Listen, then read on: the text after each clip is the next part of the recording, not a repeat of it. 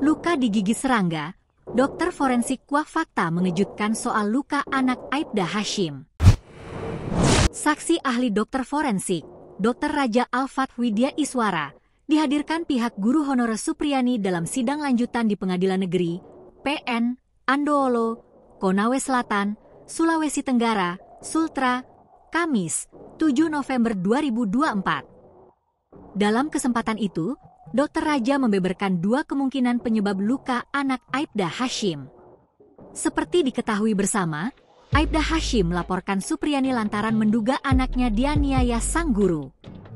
Pertama, menurut Dr. Raja, luka yang dialami korban terlihat disebabkan oleh benda permukaan kasar, bukan dari benda tumpul, seperti sapu.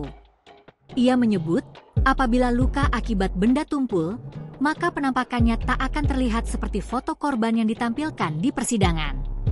Dokter yang bekerja sebagai dokter forensik di RS Bayangkara Kendari ini melihat garis pada luka itu seperti luka terkena gesekan dengan permukaan benda yang cenderung kasar.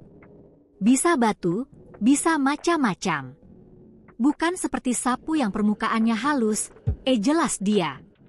Selain karena benda permukaan kasar, kemungkinan kedua penyebab luka korban adalah karena faktor lain, seperti serangga. Kemungkinan lain juga ada penyebabnya luka ini karena serangga, ujar Dr. Raja. Diketahui, pihak Supriyani memang sengaja menghadirkan dokter forensik sebagai saksi ahli untuk mengetahui secara pasti penyebab luka korban. Raja juga menyebut, luka seperti yang dialami korban kemungkinan disebabkan faktor lain, seperti serangga. Kemungkinan lain juga ada penyebabnya luka ini karena serangga, urainya.